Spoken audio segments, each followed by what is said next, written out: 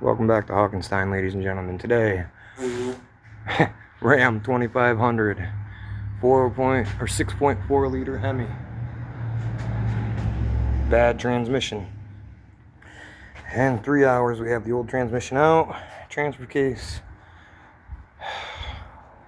front drive shaft, rear drive shaft, Y pipe for the exhaust, cross members, and now I got the new transmission getting ready to go up and in.